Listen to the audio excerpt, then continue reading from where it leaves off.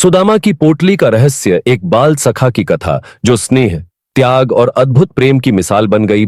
बहुत समय पहले द्वापर युग में मथुरा के निकट एक छोटे से गांव में भगवान श्री कृष्ण और सुदामा की मित्रता ने प्रेम और सच्ची दोस्ती की परिभाषा गढ़ी। यह कहानी उनके बचपन की है, जहां एक छोटी सी पोटली ने उनकी मित्रता का अमर रहस्य प्रकट किया। यह कथा केवल मित्रता की नहीं, बल्कि निस्वार्थ प्रेम और त्याग की भी है। गोकुल के पास एक सुंदर सा आश्रम था, जहां कृष्ण और सुदामा शिक्षा प्राप्त करने जाया करते थे। आचार्य सांदीपनि के इस आश्रम में कई बालक शिक्षा ग्रहण करते थे। कृष्ण अपने चंचल स्वभाव और मधुर वाणी के लिए प्रसिद्ध थे, तो सुदामा अपनी सरलता और विनम्रता के लिए। दोनों की दोस्ती इतनी गहरी थी कि कोई भी उन्हें अलग नहीं कर सकता था। एक दिन की बात है, जब ग्रीष्म ऋतु अपने चरम पर थी। सूर्यदेव अपनी प्रखर किरणों से धरती को तप्त कर रहे थे। कृष्ण और सुदामा यमुना किनारे अपने साथियों के साथ खेल रहे थे। खेल खेल में सुदामा के पास एक छोटी सी पोटली थी, जिसमें कुछ भुने हुए चने थे। सुदामा, यह क्या है? कृष्ण ने मुस्कुराते हुए पूछा। सुदामा ने शर्माते हुए कहा, कुछ नहीं, यह मेरी मां ने दिए हैं, भूख लगने पर खा लेता हूं। कृष्ण ने छेड़ते हुए कहा, अरे भाई, मित्र के साथ भोजन बांटने में भी शर्माते हो। सुदामा ने तुरंत पोटली खोल दी और कहा, नहीं कान्हा, यह तो तुम्हारा भी है। दोनों ने मिलकर चने खाए और खूब बातें की। सुदामा की यह पोटली उस दिन से कृष्ण के लिए विशेष हो गई। आचार्य सांदीपनि के सानिध्य में शिक्षा प्राप्त करते हुए कृष्ण और सुदामा ने धर्म, नीति और कर्तव्य के गूढ़ रहस्यों को समझा।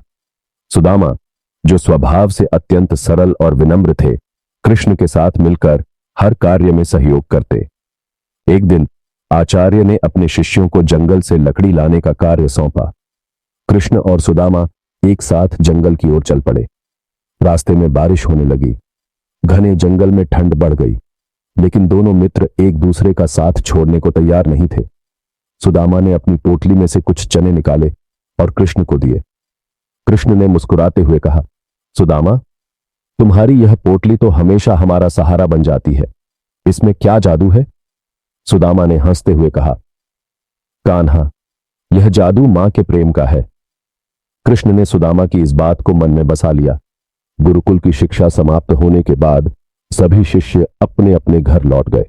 कृष्ण, जो अब मथुरा के राजा बन गए थे, और सुदामा, जो एक साधारण ब्राह्मण जीवन व्यतीत कर रहे थे, दोनों की राहें अलग हो गईं, लेकिन उनकी मित्रता अमिट थी।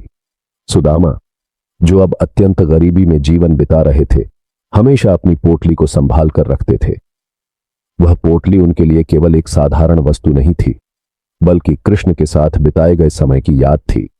कई वर्षों बाद सुदामा की पत्नी ने उन्हें कृष्ण से मिलने का सुझाव दिया।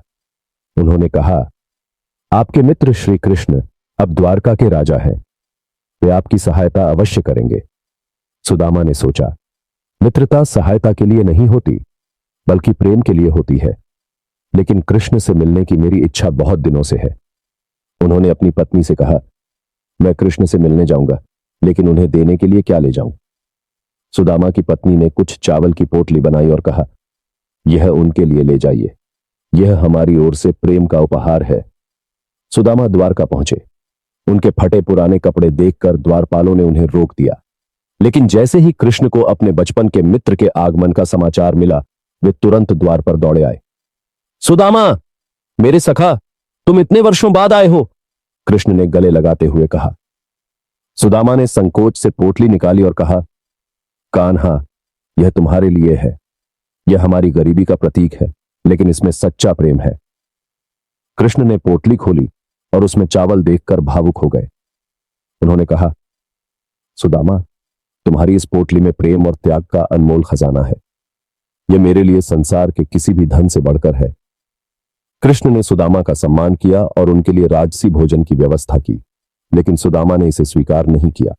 उन्होंने कहा, कान्हा, मैं यहां तुम्हारे प्रेम के लिए आया हूं, न कि किसी सहायता के लिए। कृष्ण ने मुस्कुराते हुए कहा, सुदामा, मित्रता का अर्थ ही प्रेम और परस्पर सहयोग है। तुम्हारी यह पोटली सिखाती है कि सच्चा प्रेम निस्वार्थ होता है। इस प्रकार सुदामा की पोटली का रहस्य केवल चावल तक सीमित नहीं था। यह प्रेम, त्याग और सच्ची मित्रता का प्रतीक थी। कृष्ण और सुदामा की यह कथा हमें सिखाती है कि जीवन में सच्चे मित्र ही सबसे बड़ा खजाना होते हैं। उनकी मित्रता का यह अमर संदेश युगों युगों तक हमें प्रेरित करता रहेगा।